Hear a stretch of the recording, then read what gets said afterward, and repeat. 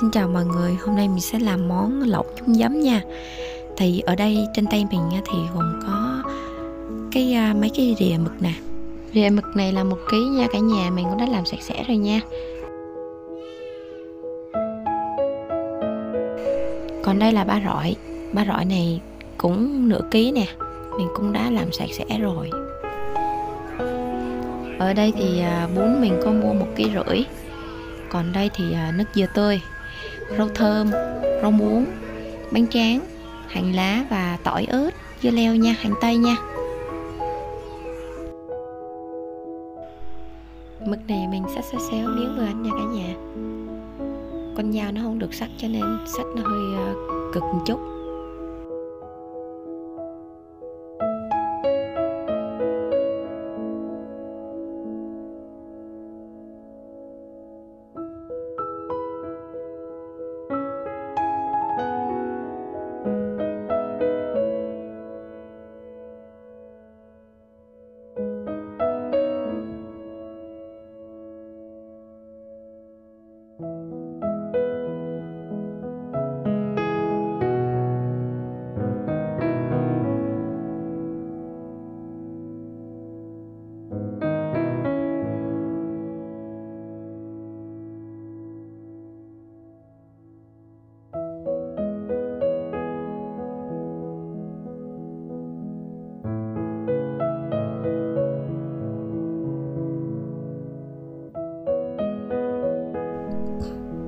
Bây giờ mình xắt ba rọi nha. Mình xắt đừng có mỏng quá mà cũng đừng có dày quá, miếng vừa vừa ăn thôi. Trời ơi, con dao đấy bén ghê luôn, xắt mãi mà cục thịt nó không đứt nữa.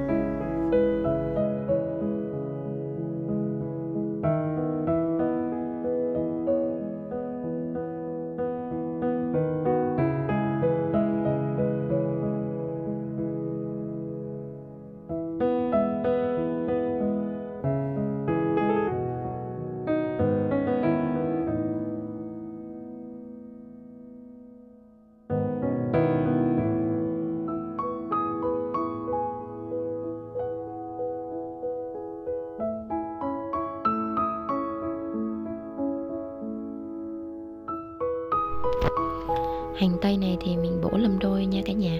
Sau đó mình xắt sợi ra rồi mình cũng đem đi ướp chung với thịt với mực cho nó thơm nha.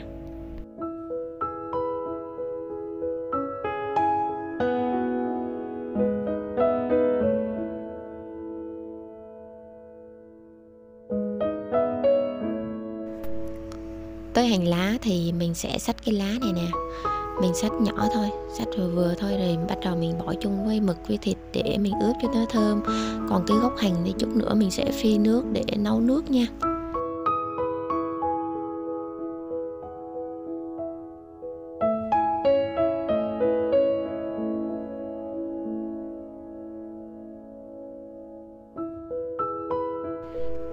Bây giờ đi ướp thì mình sẽ cho hạt nêm, đường, bột ngọt, tiêu vào và bắt đầu mình ướp mình khoảng 20 phút nha.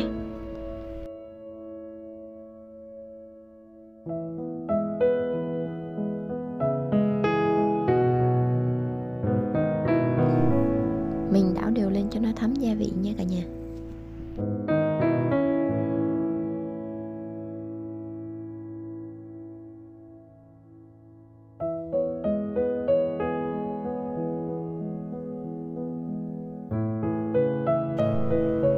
Cho thêm chút tiêu nữa cho nó thơm nha.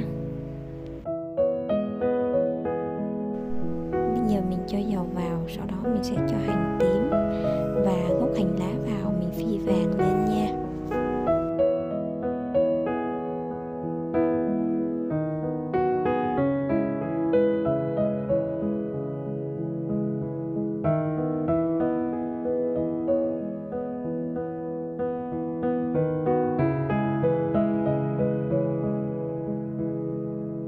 Mình phi hành như thế này nè thì để cho cái nước lẩu của mình nó thơm.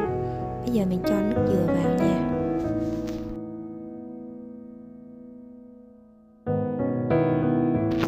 Mình cho khoảng nửa ly nước giấm, ly mà ly uống bia nha các bạn, mình cho vào.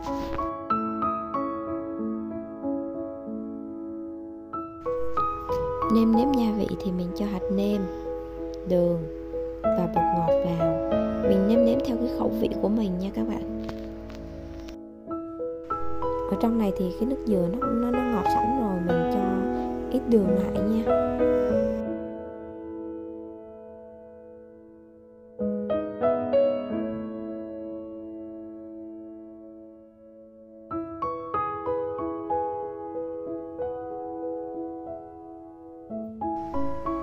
Cái nồi lẩu của mình đã sôi rồi nè. Bây giờ bọt nhiều quá mình sẽ vớt bọt ra nha.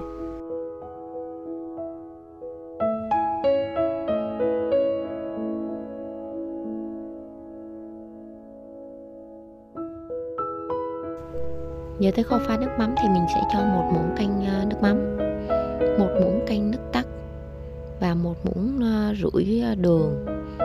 Sau đó mình sẽ cho nước lọc vào. Nước lọc thì khoảng chừng cỡ nửa cái chén nước này thôi nha. Rồi cho tỏi ớt vào.